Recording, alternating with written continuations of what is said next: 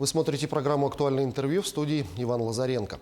Что за летний отдых без купания? Как говорится, тоска да и только, особенно когда солнце припекает, прохладная вода пруда или речки, озера или моря манит и приглашает окунуться.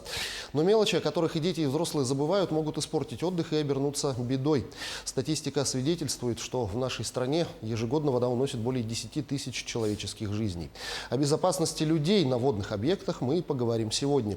Гость в нашей студии Аял Вензель, первый заместитель министра по делам гражданской обороны и обеспечению безопасности жизнедеятельности населения республики.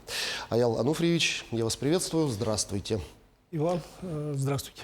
Ну, тема на самом деле актуальная каждое лето, потому что все-таки статистика вещь неумолимая. Расскажите, какие приняты меры для обеспечения безопасности людей на водных объектах на территории нашей республики, ну, в этом году в частности?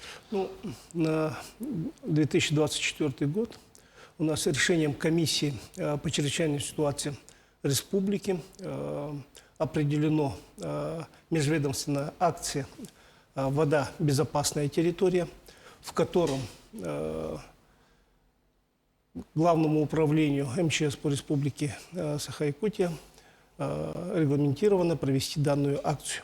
Данную акцию проводится у нас в 4 этапа. Вот, первый этап у нас закончился 30 июня. Федеральным органам исполнительной власти и органам исполнительной власти республики, а также муниципальным образованиям рекомендовано полностью вовлечься в данную работу и обеспечить безопасность людей на водных объектах. Ну вот чуть подробнее об этапах. Первый, вы сказали, завершился буквально вот совсем недавно. Какие работы были в рамках этого этапа проведены? Как раз вот у меня есть небольшой справка, отчет по данному. Если вкратце в цифрах, то итоги первого этапа у нас проведено акция по 1109 патрулирований. В нем были привлечены это органы местного самоуправления, Россоюзпад, ВОСВОД, МВД, МЧС, также силы Якутской территориальной подсистемы РСЧС.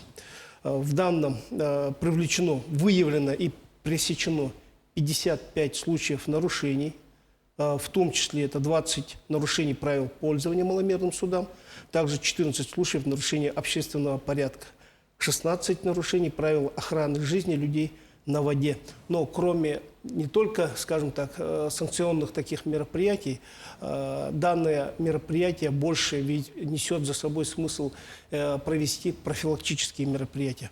В нем за период этой акции проведено 1767 профилактических бесед с населением с охватом более 2700 человек. Также проведено 126 занятий в детских оздоровительных лагерях и туристических базах с охватом почти 2000 человек. Ну, цифры впечатляют. Но работа, естественно, будет продолжаться до завершения летнего сезона. Сейчас только первый этап данной акции. Скажите, пожалуйста, какова статистика все-таки несчастных случаев на воде за первое полугодие этого года, потому что у нас и в период ледохода случаются неприятные случаи, да, и за первую половину лета? Ну, тут статистику взять, есть две разных, скажем, статистики, да. Статистика, которая учитывает Государственная инспекция по маломерным судам. Я могу, в принципе, рассказать статистику, которая по выездам наших спасателей и водолазов. Это по подъему, скажем так, как ни прискорбно, людей, которые утонули на водных объектах. На сегодняшний день по статистике это 22 выезда водолазов, проведение работ на водных акваториях, 22 выезда в прошлом году, это анализ прошлого периода года, у нас получается почти в 2 раза. В прошлом году было 12.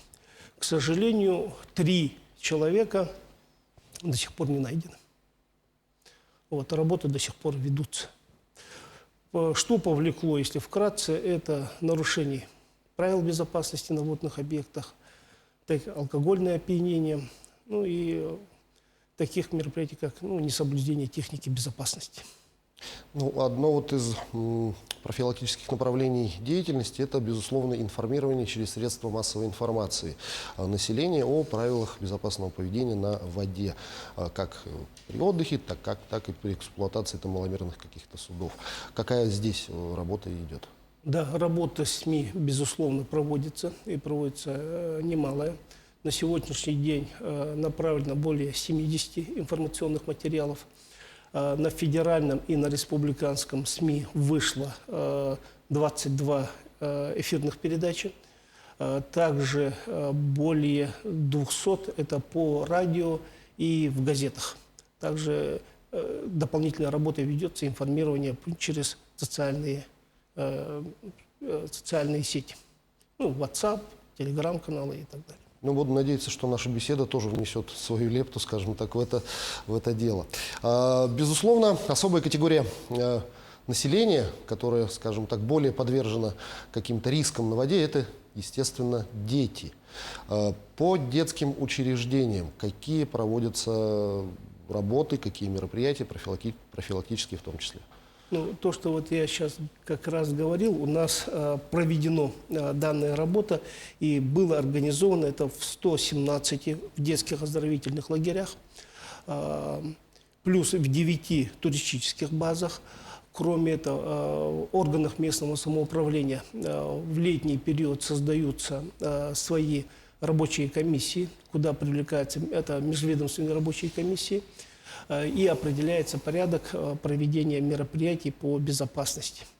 В том числе такие, как это безопасность на водных объектах, правила проведения детей, а также проведение, есть федеральная программа, утверждено Минпросвещения Российской Федерации «Научись плавать».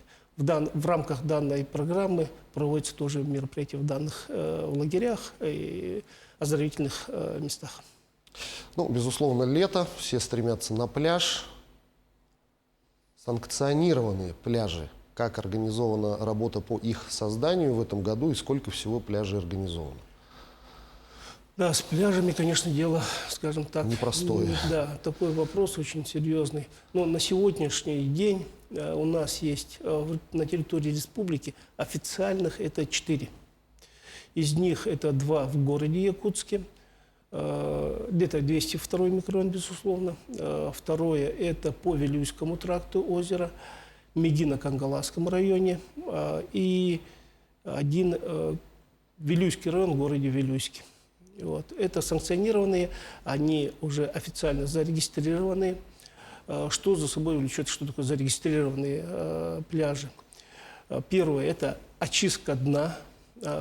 Проводится. Второе, Роспотребнадзором берется проба воды на соответствие санитарным нормам, а также проведение обязательных постов спасательных на случай непредвиденных ситуаций.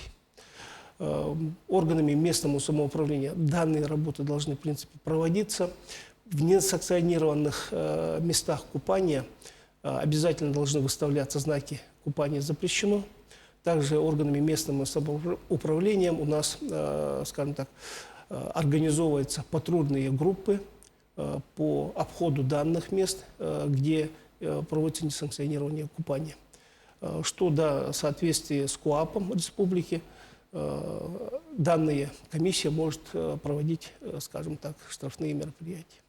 Но все равно возле каждого пруда, речки там, или водохранилища охрану не поставишь, палками людей оттуда не выгонишь. Тем не менее, ну вот вы упомянули о том, что должны выставляться знаки «Купание запрещено», патрулирование, но все же это лето. Неужели нельзя пойти навстречу людям и просто какими-то разъяснительными беседами ограничиться? Все-таки какие мероприятия все на неорганизованных для купания акваториях ведутся? Да, вот как раз в рамках первого этапа вот патрульные группы проводили эти обходы, проводили разъяснительные. Кроме нее раздаются флаеры, информационные листовки. Например, если взять, ну, самое основное, это наша, конечно, столица, город Якутск. В рамках нее созданы патрульные группы, закуплены листовки о правилах проведения людей на водных объектах, а также подготовлены ролики по безопасности людей тоже на водных объектах. Но вот со стороны вашего ведомства в адрес органов местного самоуправления какие рекомендации по профилактике безопасности на водных объектах существуют? Вот как раз буквально недели, наверное, 2 недели назад проводили видеоконференц-связь. Я проводил с главами муниципальных образований. И совместно было принято с Главным управлением МЧС, это ГИМС, также ВОСВОД принял участие, где мы дали рекомендации. Это такого характера. Первое – это усилить работу по патрульным мероприятиям. Второе – это все-таки подписать соглашение с ВОСВОДом. ВОСВОД – это Всероссийская организация безопасности людей на водных объектах, в котором работает именно данная общественная организация, направлена на культуру людей, правила поведения людей на воде. Также они оказывают большое мероприятие, это обучению подрастающего поколения, плаванию, метод рекомендаций, проводят акции.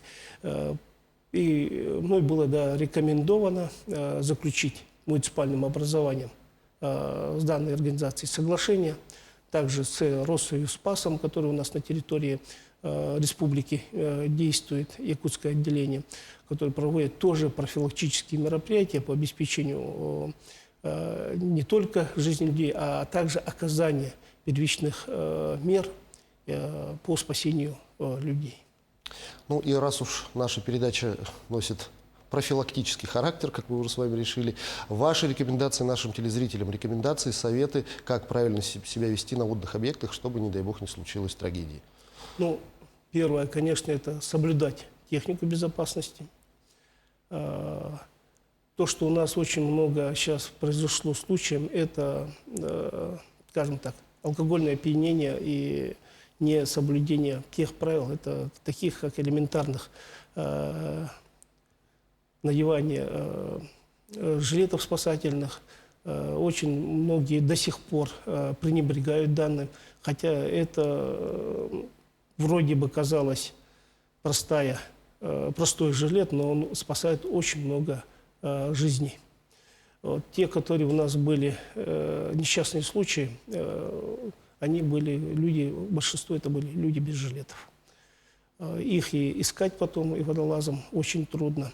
И вот хотел бы населению все-таки техника безопасности и безопасности людей на водных объектах, все-таки она написана, скажем так, жизнями людей. Это не просто так было придумано, чтобы, скажем так, не облегчить жизнь людей, а как-то.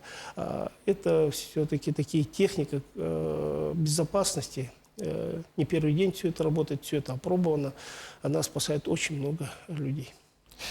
Аял Ануфриевич, я благодарю вас за эту беседу. Большое спасибо, что нашли время и пришли к нам в студию. Спасибо.